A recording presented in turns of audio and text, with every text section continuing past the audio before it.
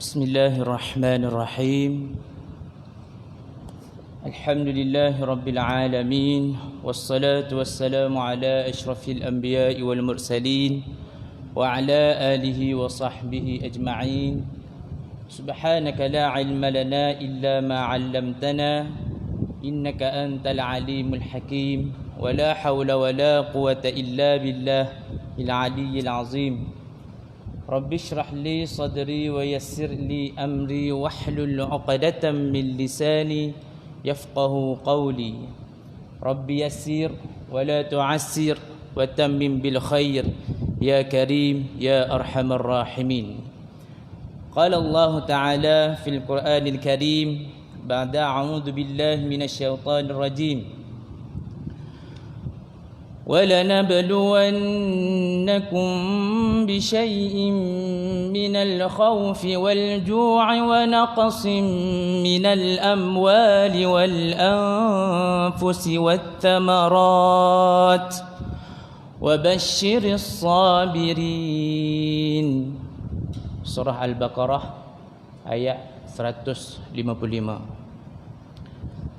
Maknanya, demi sesungguhnya kami akan menguji kamu dengan perasaan takut, minal khauf wal ju' dan kelaparan, wa naqsim minal amwal dan kamu akan diuji dengan kekurangan harta benda, wal anfusi wath thamarat dan juga kekurangan dari segi jiwa serta hasil tanaman.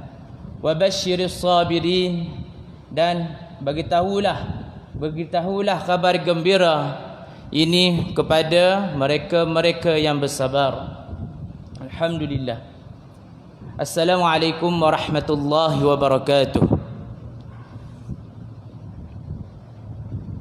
Syukur pada Allah Subhanahu wa taala, pada malam ini kita diberi peluang oleh Allah Subhanahu wa taala untuk kita sama-sama menunaikan salat maghrib secara berjemaah. Allah izinkan kaki kita melangkah ke rumah Allah ini untuk kita terus beribadah kepada Allah Subhanahu wa taala. Moga-moga solat Jumaat ini menjadi amalan yang istiqamah pada diri kita semua, insya-Allah. Terlebih dahulu suka saya perkenalkan diri. Maklumlah, mungkin kali pertama saya berada di Masjid Ubaidullah di Jasin. Nama saya Muhammad Hurairah bin Zulkifli. Saya berasal daripada Pulau Condong, Kelantan, dan sekarang ni menetap di Taman Rimbaru. Baru saja berpindah di Melaka lebih kurang setahun. Posting sebagai guru di sekolah menengah Tafiz Tenderah, sahabat kepada kekanda Ustaz Hairul lah, Tuan Imam di sini. Seterusnya, terima kasih diucapkan kepada pihak pengusaha masjid, seluruh anggota kawasan masjid, tuan imam, alim-alim ulama serta muslimin muslimat yang dirahmati Allah sekalian. Pada ayat yang saya bacakan sebentar tadi menceritakan kepada kita bahawasanya kita sebagai orang yang beriman kepada Allah Subhanahu wa taala, kita akan diuji oleh Allah Subhanahu wa taala dalam pelbagai bentuk. Contoh yang disebutkan dalam ayat tadi, disebutkan kita akan diuji, walanabluwannakum bisyai'im minal khauf. Kita akan diuji dengan perasaan takut, minal khauf, perasaan takut, rasa tak selamat, seperti mana yang terjadi pada saudara kita di belah-belah timur barat, di Palestin yang setelah sekian lamanya. Contoh di Suria, muslimin kita, saudara muslimin kita di Rahia yang diuji dengan perasaan takut.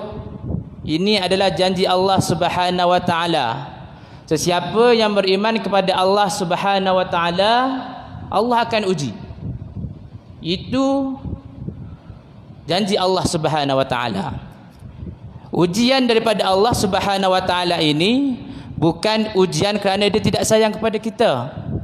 Ujian ini menunjukkan nak menghampirkan kita sebagai hamba kepada Allah Subhanahu wa taala. Ujian ini untuk menguatkan kita, menambahkan keyakinan kita kepada Allah Subhanahu wa taala bahwasanya aku yakin apa yang diuji, apa segala ujian yang didatangkan oleh Allah Subhanahu wa taala adalah semata-mata kerana nak menguji, nak menetapkan iman aku. Kita kena pasak begitu dalam hati kita. Minal ju', kita juga diuji dari segi kelaparan. Mungkin berlaku, mungkin tidak lagi berlaku pada kita, belum lagi berlaku pada kita, mungkin berlaku pada orang lain, saudara muslim kita yang lain. Seterusnya, minal ju' wa naqsim minal amwali wal ans wa naqsim minal amwali wal anfusi wath thamarat. Kita akan diuji dengan kekurangan harta benda, wa naqsim minal amwal wal anfus, dan juga jiwa. Kehilangan orang tersayang contohnya, kita akan diuji. Paling tidak pun, sebab mati itu pasti, mesti kita akan melalui fasa itu. Tak kita mati dahulu, mak ayah kita mati dahulu. Maksudnya kita akan merasai apa yang dijanjikan oleh Allah Subhanahu wa taala. Maka kita kena persiapkan diri kita. Seperti mana Nabi ajar kepada kita, berlaku dalam kisah sahabat iaitu Abu Salamah. Sahabat Abu Salamah radhiyallahu an, pada satu ketika Ummu Salamah menanti kepulangan suami dia, Abu Salamah sendiri. Dia rasa lama hari ni tak sampai rumah ni. Maksudnya tak seperti kebiasaan. Abu Salamah sepatutnya waktu ni sampai ke rumah lah, selepas keluar duha contohnya kan.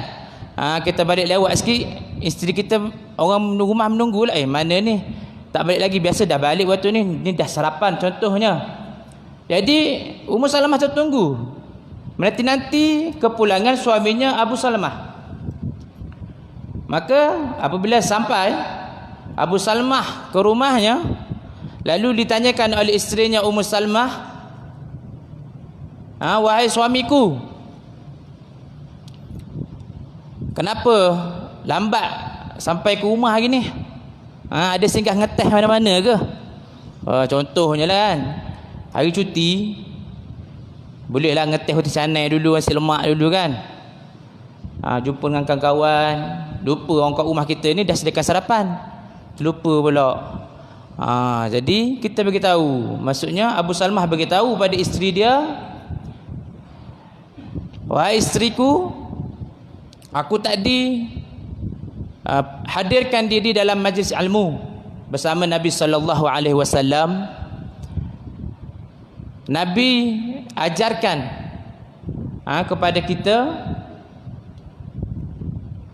apabila kita menerima musibah ataupun ujian ataupun bala daripada Allah Subhanahu wa taala,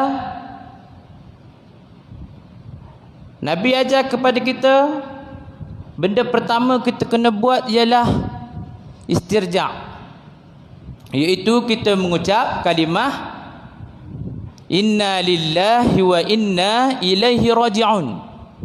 Selepas ayat 155 yang saya bacakan tadi, selepas ayat 155 kita sambung ayatnya, alladzina idza asabatuhum musibatun qalu inna lillahi wa inna ilaihi raji'un.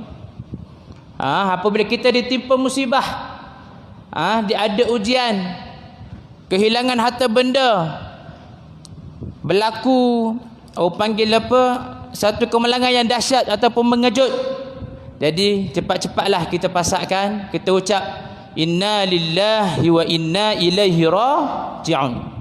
Kepada Allah lah tempat kita pergi dan juga kembali. Maka bila diajar sebegitu,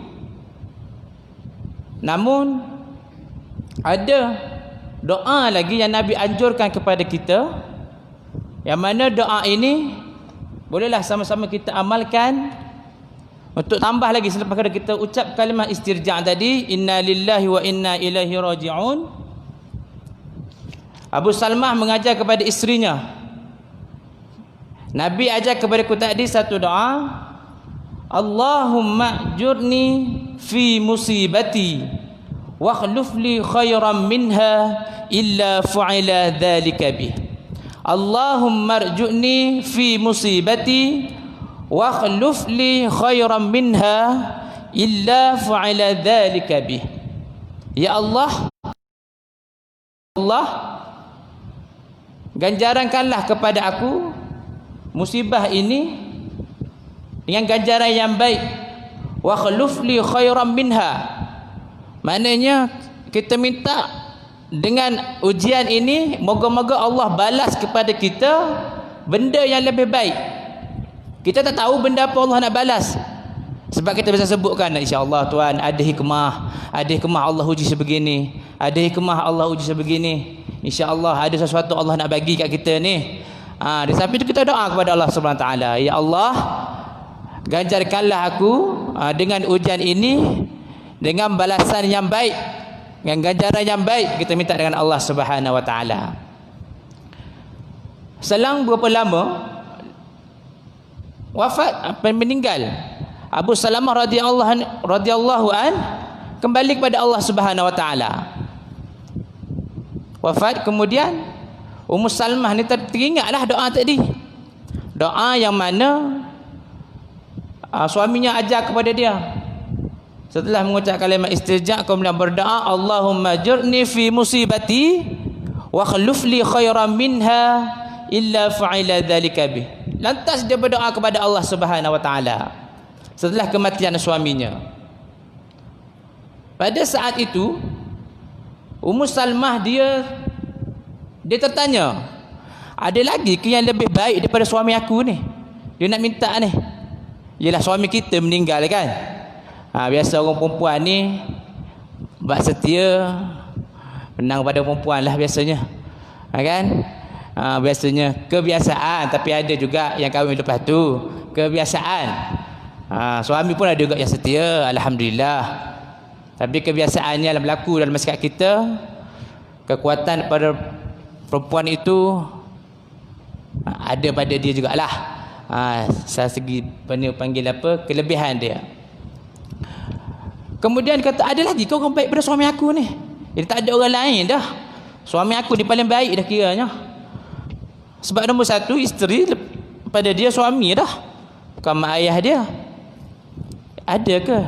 Mana dia rasa patut ke dia minta lagi ni? Walhal keadaan suami dia tu paling baik dah. Itulah diajarkan oleh Nabi SAW kepada kita. Apa terjadi musibah kepada kita, kita kena doa kepada Allah SWT. Kena minta dengan Allah Subhanahu Wa Taala. Kena mengadu pada Allah Subhanahu Wa Taala. Jangan kita, kalau kita kekurangan penghayatan ataupun ilmu, kurang-kurang hadir pada majlis ilmu, kita akan jadi manusia yang menyalahkan kepada Allah Subhanahu Wa Taala. Banyak berlaku. Contoh yang berlaku pada kita 2-3 bulan lepas, satu bencana yang dahsyat. Allah turunkan satu penyakit yang dahsyat. Berapa ramai yang diuji oleh Allah Subhanahu Wa Taala hilang kerja. Berapa ramai diuji Allah Subhanahu Wa Taala hilang pendapatan. Ramai. Sehingga kan saya sempat dengar sidang parlimen, ada salah seorang ahli parlimen, dia bertanyakan, apa bahagian kementerian bahagian yang jaga-jaga awal mentaliti ni, kesihatan ke? Dia tanya, apakah tindakan kerajaan, kementerian untuk mengenal pasti untuk menyelesaikan masalah penyakit mental semakin meningkat dengan cepat, bermula daripada COVID-19 yang lepas. Nak menunjukkan apa? Apabila kita kosong, kepercayaan kita kepada Allah Subhanahu Wa Taala kurang, tanpa ilmu, maka kita boleh bertindak dengan tidak waras. Apabila kita diuji oleh Allah Subhanahu Wa Taala dengan benda yang dahsyat, hilang pendapatan. Nak bayar rumah lagi, nak bayar loan kereta lagi, nak bayar makan minum anak lagi. Mana nak cekau ni? Selera tinggi. Belanja bulan ribu-ribu. Tiba-tiba terpaksa lock. Maka akan menyebabkan orang yang hilang sabar tadi bertindak luar kawalan, sehingga mereka sanggup mengambil langkah yang terakhir, sanggup bunuh diri, sanggup, sehingga kan keluarga jadi masalah keluarga semakin meningkat. Isteri-isteri jadi masa keganasan suami berlaku. Sebab apa? Sebab stres, tak boleh nak kawal, tak boleh nak handle. Sebab apa? Sebab diri sendiri kita ni lemah. Bagaimana cara kita nak kuatkan? Kena banyakkan hadir-hadir majlis ilmu, kena banyak mendengar, kena banyak bersama-bersama majlis, orang panggil apa, bersama alim ulama, supaya kita ada pengisian dalaman. Kalau tidak, tuan-tuan, puan-puan semua, lemah kita. Kita lemah. Kita ni serba lemah. Sebab tu Allah dah pandukan kepada kita Al-Quran untuk kita baca, majlis-majlis ilmu untuk kita mendengar. Wa dzakir fa inna dzikra tanfa'ul mu'minin. Bagi orang beriman, tadi orang beriman akan diuji dengan sabar, janji Allah. Kemudian orang beriman, Allah beritahu wa dzakir, berilah peringatan. Melalui apa? Melalui majlis-majlis ilmu lah. Dengar semua. Tapi bahasa bonda sikit. Dengar selalu. Supaya apa? Ada pengesian. Kita ada bekalan. Maksudnya bila Allah uji kita, ya Allah, ya Tuhanku, ada benda Allah nak bagi kepada aku. Lalu doa kepada Allah, Allahumma ajurni fi musibati, wa khairan minha wa akhlif li khairan minha. Kita doa pada Allah Subhanahu wa taala. Lalu setelah Ummu Salamah tadi, kembali pada kita, setelah Ummu Salamah habis adah, Nabi SAW datang ke rumahnya. Nabi SAW datang ke rumahnya. Masya Allah, ini satu musyrif, apa panggil, memuliakan. Nabi turun sendiri ke rumah Ummu Salamah. Masa tu Ummu Salamah tengah buat kerja rumah lah. Dia tengah buat, panggil, kerja rumah dia. Kemudian Nabi menyatakan hasrat Nabi SAW. Nabi kata, ya Ummu Salamah, aku nak pinang kamu. Dia datang mengkhitbah Ummu Salamah. Ummu Salamah ni, contoh ibu tunggal, putera raja mari meminang. Perumpamaannya macam mana? Mustahil lah kita nak tolak, kan? Orang besar, orang apa, Rasulullah datang meminang Ummu Salamah. Siapa Rasulullah? Kekasih Allah. Orang yang dijaminkan syurga oleh Allah Subhanahu wa taala yang datang meminang dia ni, bukan calang-calang orang. Maka Ummu Salamah pun bagi tahu kepada Nabi sallallahu alaihi wasallam. Ummu Salamah kata, ya Rasulullah, tua ni, orang tua dah, dia kata. Lagi pula aku ni cemburu kuat. Dia beritahu pada Rasulullah, aku ni cemburu kuat. Cemburu tu biasa dah, kan? Biasalah cemburu tu. Tapi aku ni kuat, dia kata, cemburu aku. Dia takut jadi masalah. Dia takut sebab cemburu dia ni. Ummu Salamah beritahu pada Rasulullah sallallahu alaihi wasallam, aku takut cemburu aku ini boleh mengakibatkan Allah azabkan aku. Boleh mengakibatkan Allah murka pada aku. Dengan cemburu aku yang kuat ini. Lantas Rasulullah sallallahu alaihi wasallam jawab kepada Ummu Salamah, ya Ummu Salamah, kalau bab tua aku pun tua juga. Kalau bab tua aku pun tua juga. Tapi disebabkan cemburu itu, itulah mudanya kamu. Nak kata apa? Itu normal manusia. Kebiasaan manusia itu biasa, bukan benda pelik itu maksudnya. Lantas Ummu Salamah terima pinangan daripada Nabi. Tengok tuan-tuan, ganjaran Allah bagi kepada Ummu Salamah di atas doanya tadi. Itu kita nak tekankan. Kita tak tahu apa yang terjadi pada masa hadapan kita. Kita tak tahu. Belum pasti esok kita boleh menunaikan hak kita sebagai orang Islam. Kita balik sekejap lagi belum pasti. Tapi disebabkan dengan doa tadi, Allah makbulkan doa Ummu Salamah tadi, dia dapat suami baru, dia dapat jadi isteri kepada Rasulullah sallallahu alaihi wasallam.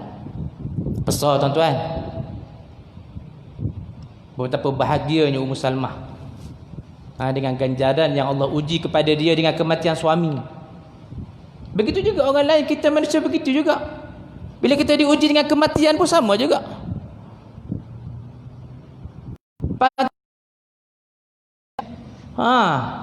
Pergian ni yang lain datang, ada yang menyusul.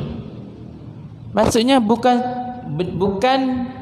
apa yang Allah uji kepada kita itu bukan benda yang kosong, bukan benda yang sia-sia. Situlah menyebabkan kita lagi menjadikan kita lebih, kaum kita lebih hebat. Allah uji kepada kita.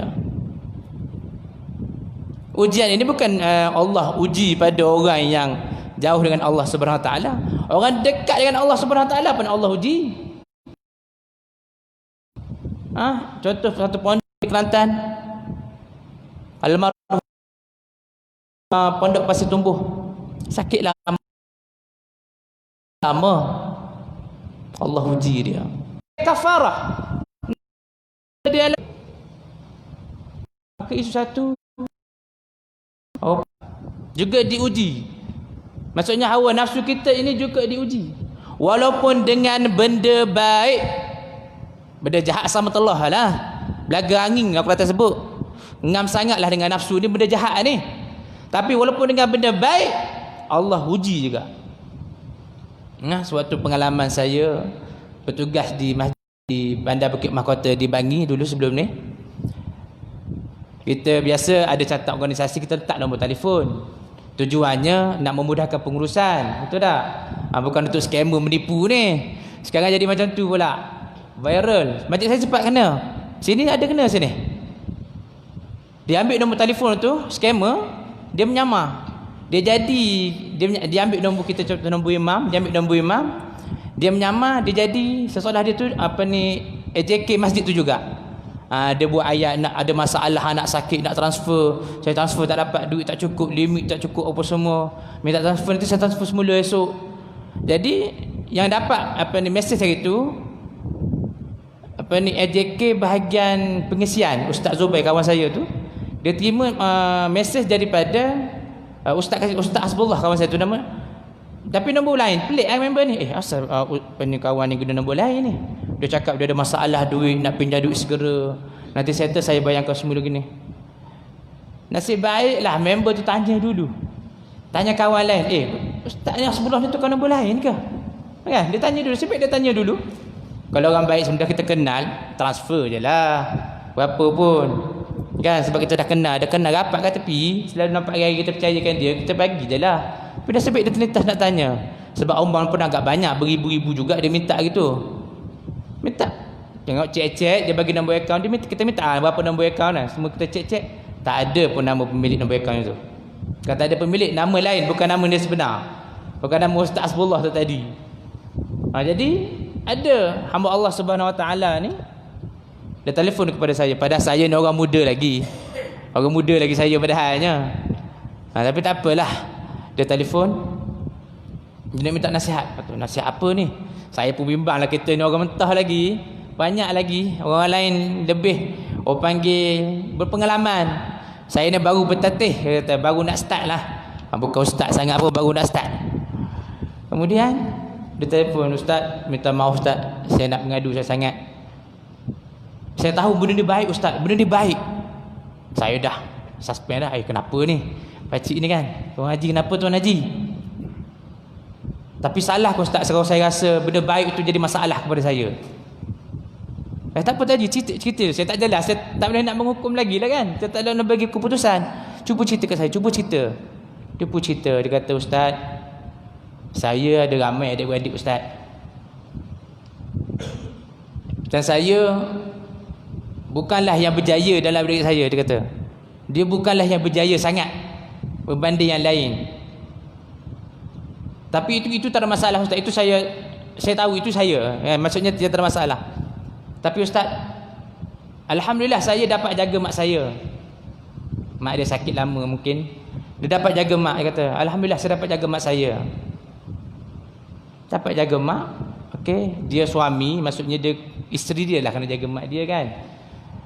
Jadi dah bila lama, bila keadaan itu lama, tak ada pergiliran, tak ada adik-beradik lain support ataupun ada supporting, orang panggil ada kerjasama daripada keluarga lain. Lama-lama hubungan dengan isteri jadi panas. Dia jadi tak ngam lah. Dia jadi ada je benda sikit pun jadi isu dah, nak bergaduh. Kata, tapi Ustaz, bila saya fikir balik, adakah sebab mak saya jadi semacam tu? Sedangkan saya jaga mak saya ni benda musyraf, benda mulia. Janji Allah Subhanahu Wa Taala dalam Al-Quran, Allah ingatkan, setelah Allah ingatkan kita benda syirik, Allah akan ingatkan kepada kita buat baik kepada ibu bapa. Wa qadha rabbuka alla ta'budu illa iyyah, wa qadha rabbuka alla ta'budu illa iyyah. Kamu sembahlah aku, jangan mencekutukan aku. Wa bil walidaini ihsana. Buat baik pada ibu bapa. Nampak? Lepas syirik, Allah suruh kita buat baik pada bapa.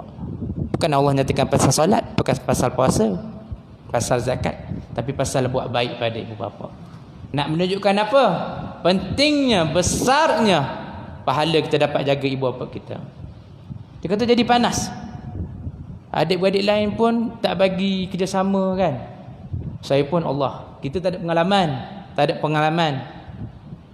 Benda sebut tadi, apa yang saya boleh kongsi dengan Tuan Haji, saya buat Tuan Haji, ingat Tuan Haji, ingat kita orang beriman. Kita orang beriman, Allah akan uji. Tapi ujian yang Allah bagi, la yukallifullahu nafsan illa wus'aha. Kita kena ingat ni tuan-tuan. Allah akan bagi, ibu-ibu semua, Allah akan bagi ujian kepada kita. La yukallifullahu nafsan illa wus'aha. Allah akan bagi dengan Allah tahu dah bahawa kita mampu menangani masalah itu. Allah tak akan membebankan tanggungjawab, sesuatu tanggungjawab itu tanpa kekuasaan kita. Maksudnya Allah takkan uji lebih pada tu. Allah uji benda yang kita mampu atasi. Itu janji Allah Subhanahu Wa Taala. Jadi saya beritahu dia, Tuan Haji, kita kena ingat apa yang Allah bagi tu, kena yakin. Pasak dalam hati kita, benda kita buat ni benda baik.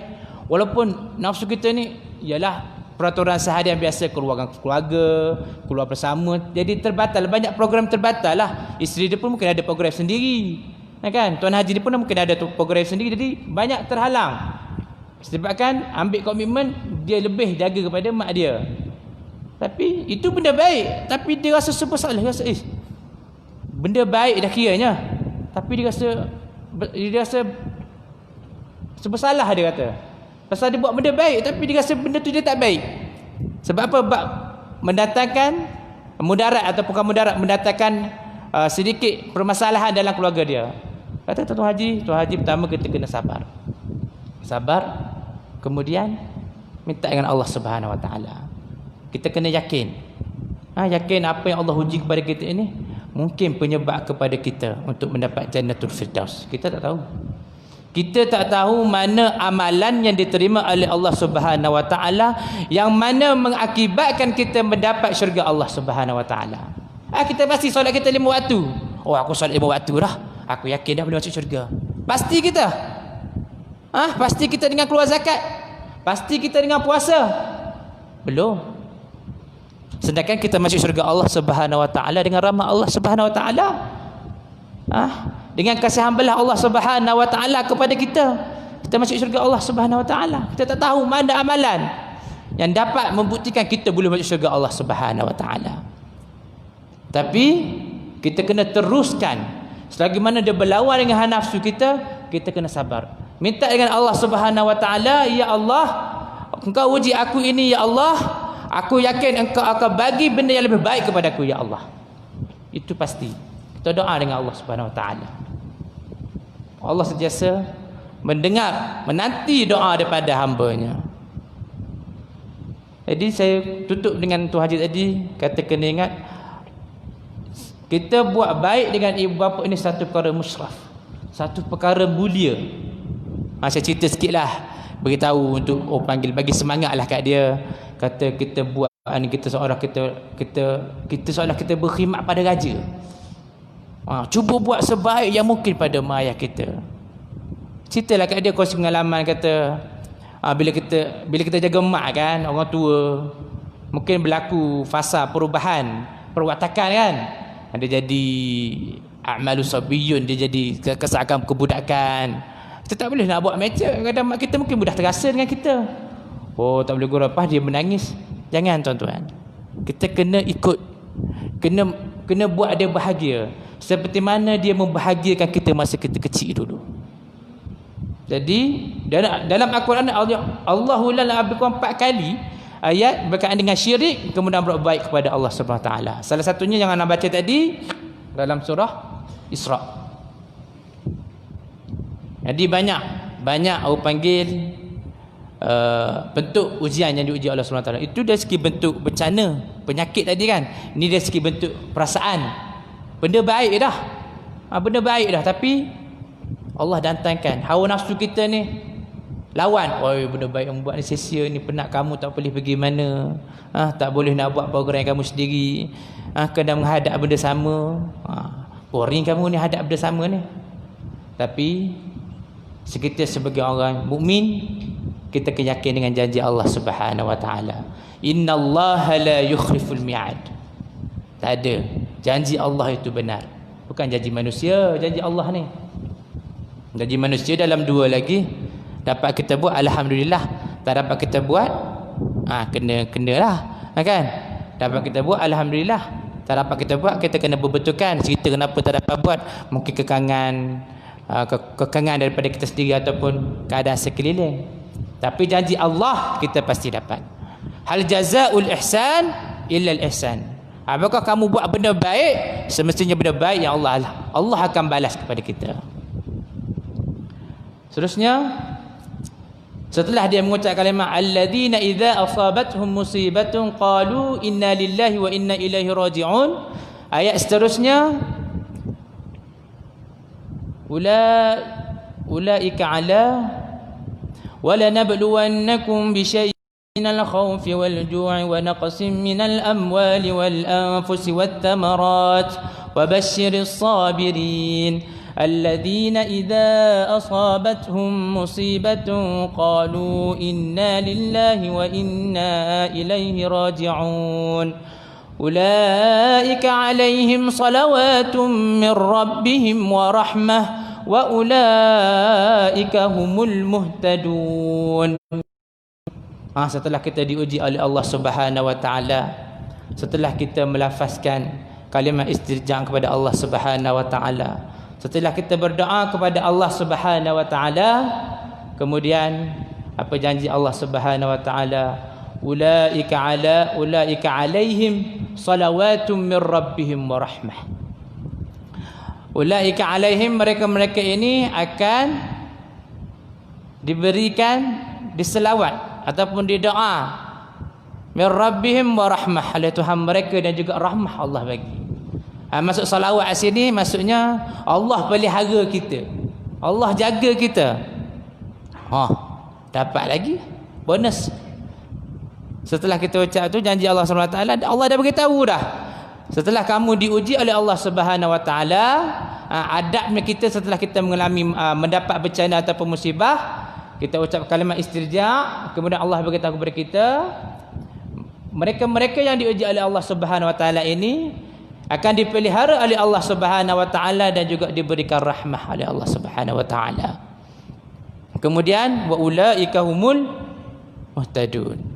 Semoga-moga kita sentiasa dalam petunjuk Allah Subhanahu Wa Taala. Memang benda ni kita dambakan. Kita baca dalam Al-Quran setiap hari. Setiap hari kita baca. Tak baca tak sah sembahyang kita. Ihdinas siratal mustaqim. Kita minta, ya Allah, ya Tuhan kami, ihdina, berilah petunjuk kepada kami. ihdinas siratal mustaqim, jalan yang betul, jalan yang lurus, jalan yang benar, jalan menuju redha Allah Subhanahu wa taala. Tadi Allah balas, wa ulaika humul muhtadun. Allah akan bagi petunjuk. Banyak benda Allah bagi kepada kita sebenarnya. Banyak benda Allah kurniakan kepada kita. Dengan umur kita 63 tahun lah umur Nabi SAW kan, 63 tahun. Dengan umur dibandingkan Nabi-Nabi sebelum ni, beratus-ratus tahun umur dia. Hidup beratus-ratus tahun, berdakwah beratus-ratus tahun. Masuk Islam berapa ramai aja dia cerita. Khamsi na'am, berdakwah hampir 1000 tahun. Hampir 1000 tahun berdakwah. Ahli keluarga terdekat tak dapat nak dakwahkan. Kita yang dah mendapat hidayah Allah Subhanahu wa taala, kita kena jaga tuan-tuan. Kena jaga. Kena bersyukur dengan nikmat iman dan Islam. Biasalah manusia ada bolak-balik dia kan. Ada waktu lemah, waktu kuat, waktu relax. Ala kulli hal, kita kena ada peringatan. Eloklah ni. Selepas maghrib, sementara mengisi masa kosong menunggu waktu isyak, kita duduk sekejap bertafakur, mendengar orang beri peringatan, kita sama-sama memberi peringatan, kita sama berkongsi ilmu. Adalah untuk apa? Untuk mencari redha Allah Subhanahu wa taala, untuk islah diri kita juga. Untuk baiki diri kita juga. Kita pun walaupun kita mengaji bidang agama, bidang mana sekalipun, kita kena ada peringatan. Kena ada peringatan. Kalau tak lara, manusia lara. Manusia, insan, pelupa, nasiah. Kalau bahasa Arab kan, pelupa manusia. Nyakit dia. Tapi macam mana kita nak mengingatkan, nak hadirkan hati kita kepada Allah Subhanahu wa taala, maka tidak dapat tidak, kita kena sentiasa ingat pada Allah Subhanahu wa taala. Sentiasa hadirkan diri ke masjid, ke rumah Allah Subhanahu wa taala. Pasal niat di hati, tidur malam ni ya Allah niat di hati. Beritahu ya Allah aku nak bangun subuh, nak pergi solat Jumaat, insya-Allah niat. Sekurang-kurangnya mati kita dah tidur malam nanti kita tak tahu. Hidup lagi bangkit tak kita tak tahu. Dalam keadaan yang baik kita dah niat benda yang baik. Tengok rahmah Allah Subhanahu wa taala. Tak buat lagi, baru niat, Allah dah bagi dah ganjaran. Tapi itulah benda hak nampak ni lah susah ke nak buat ya. Susah tuan-tuan. Kena paksa. Itu yang saya sebutkan tadi. Sabar dalam benda kebaikan. Sabar dalam beribadah kepada Allah Subhanahu wa taala. Kena sabar. Kalau tak sabar, rela tidur. Subuh-subuh sejuk duduk dalam selimut, aircon lagi. Hujan pula waktu subuh. Sedap tidur Syekh. Betul tak Tuan Haji? Sedap tidur. Tidur sedap. Tapi kita sabar, kita lawan. Akak tinggal anak bini, bangun, kejut anak bini semua contoh. Datang ke masjid. Yang lelaki afdalnya solat ke masjid. Suami isteri kita suruh dikejutkan anak-anak bangun bangkit solat subuh. Cantik. Maknanya kita lawan hawa nafsu kita. Kita sabar, kita kena kuat. Untuk apa? Untuk kita ibadah kepada Allah Subhanahu wa taala. Bukan benda baik je lah. Bukan benda yang nampak jahat aja kena kepada kita. Kita kena sabar. Benda baik pun, dalam kita nak melaksanakan benda baik itu pun kena ada sabar. Oleh itu, setelah kita panggil apa, cerita Ummu Salamah tadi, sekurang-kurangnya kita kena yakin dengan Allah Subhanahu wa taala, dan kita kena doa, kena minta dengan Allah Subhanahu wa taala. Minta, jangan tak minta duduk senyap tengok berlaku ada sini. Ya Allah, ya Tuhan aku elakkanlah aku melanggar sebegini. Jangan tengok CD, rekod dulu. Rekod tengok orang CD dulu. Okey, post ada accident sekian di taman jalan-jalan sekian. Dia boleh beritahu, tak ada masalah. Tapi kita dulu tengok, ya Allah hindarikanlah aku benda-benda sebegini, bala bencana sebegini. Tengok benda yang takjub, benda yang hebat. Subhanallah, ya Allah kurniakanlah pada aku juga benda sebegini ya Allah. Minta dengan Allah Subhanahu wa taala, free, no charge. Tak ada apa-apa panggil apa, tak ada halangan pun kita nak minta dengan Allah Subhanahu wa taala. Dah minta dengan Allah Subhanahu wa taala, kena adalah juga pengorbanan pada kita. Nak minta dengan kita pun macam kita lah nak minta tolong dengan orang, minta tolong ni, kadang-kadang kita belanja makan lah, terima kasih tolong aku tadi. Ada rezeki lebih kita belanja makan. Itu manusia lah kan. Kita berkawan, ada masa dia susah kita tolong dia. Okey, kita dah senang kita ingat dia, kita tolong dia semula. Begitu juga dengan Allah Subhanahu Wa Taala. Kita berhubungan dengan Allah Subhanahu Wa Taala melalui ibadah kita. Perbanyakkanlah ibadah kita. Yang wajib, kita tambah lagi yang sunat. Kita tambah lagi amalan soleh yang lain. Banyak puasa sunat, baca Al-Quran, hadirkan diri dalam majlis-majlis ilmu, majlis-majlis selawat, majlis bersama alim ulama. Banyak benda kita boleh buat. Sebab apa? Sebab kita nak jaga tadi. Nak jaga diri kita ni supaya tidak tergelincir daripada landasan yang benar. Yang kita baca hari-hari itulah ihdinas siratal mustaqim. Ya Allah, ya Tuhanku, tunjukkan aku jalan yang lurus, jalan yang benar. Tak semudah tu. Sebab apa? Sebab kita nak benda yang besar. Tentulah kita nak syurga Allah Subhanahu Wa Taala. Hebat syurga Allah Subhanahu Wa Taala. Kita nak benda besar, mestilah kena ada pengorbanan yang besar. Kita nak rumah besar, kereta besar, mestilah gaji kena besar, kerja pun kena besar. Walaupun kerja kena besar, nak rumah besar, tengok pula ada hukum halal haram dia. Betul tak? Begitu juga kita dah ada panduan asas dah. Asas hidup kita ialah panduan kita Al-Quran tadi. Al-Quran, sunnah Nabi SAW. Jadikan itu sebagai rujukan. Apa benda kita nak buat sekalipun, tengok, okey, apa Quran beritahu. Walaupun kita tak tahu, kita boleh tanya orang. Kita boleh tanya para asatizah, tanya, nak dapatkan pandangan, boleh tak buat macam ni, boleh tak buat begini. Supaya apa? Supaya nak mengelakkan berlaku syubhat. Contoh, ada kata tak boleh, ada kata boleh. Tak boleh ni menindas ni, ini tak jelas ni, ini gharar ni, contoh. Kita kena usaha. Sebab apa? Sebab kita ada pengukuran kita. Mana dia? Al-Quran, As-Sunnah Nabi SAW, ijma' ulama' qiyas, seterusnya. Kita ada panduan asas hidup. Sebab tu bila berlaku segala bencana, berlaku segala musibah kepada kita, kita ada sandaran. Apa kita kena buat? Pertamanya, ucap lafaz inna lillahi wa inna ilaihi raji'un. Kemudian kita berdoa pada Allah Subhanahu Wa Taala. Kemudian kita yakin dengan janji Allah Subhanahu Wa Taala. Mudah-mudahan kita tindak balas kita ni rasional lah, rasional. Kalau pengalaman saya relah kat Mesir dulu, nak tengok sabar tak sabar orang ni. Kalau orang Melayu, biasa orang Melayu dia suka membawang. Orang Melayu kita ni dia suka kata belakang. Orang Arab dia suka cakap depan. Dia cakap depan, cakap dia berbahas, dia bermujadalah tu. Kalau berlaku aksiden, contoh terlanggar belakang kan, terlanggar, dia berhenti kereta, kita sewa ni, kita berhenti kereta, tengok dia tunggu bergaduh tu sungguh-sungguh. Ya Rabbi, datang orang Arab, orang tua sikit, contoh imam, ya Rabbi salli ala Nabi, salli ala Nabi, salli ala Nabi. Khalas, dia peluk-peluk cium-cium pipi, dia pergi, tak ada. Orang Melayu kita, kau tengok gaya dia tu, naik kaki tangan dah. Kan? Jadi nak tahu tahap mana sabar kita, tengok bila mana jadi bencana musibah kepada kita, macam mana tindakan kita. Kita boleh ukur sendiri. Kita tahu dah macam mana tindakan kita. Jadi insya-Allah dengan sedikit perkongsian tadi, moga-moga dapat mengisi masa kita dengan benda yang bermanfaat. Moga-moga bertambah keyakinan kita kepada Allah Subhanahu Wa Taala dengan janji Allah Subhanahu Wa Taala.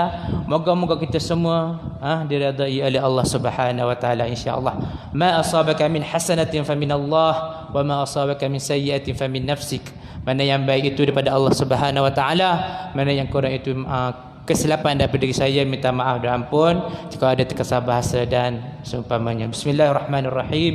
Alhamdulillahirabbil alamin, wassalatu wassalamu ala asyrafil anbiya'i wal mursalin wa ala alihi washabbihi ajma'in. Allahumma faqihna fid din wa 'allimna at-ta'wil. Allahumma ihdinas siratal mustaqim, siratal ladzina an'amta 'alaihim minan nabiyyin was-siddiqin wasyuhada'i was-salihin wa hasuna ulaika rafiqa. Wa sallallahu ala sayyidina Muhammad wa ala alihi washabbihi wasallam. Walhamdulillahirabbil alamin. Wallahu a'lam.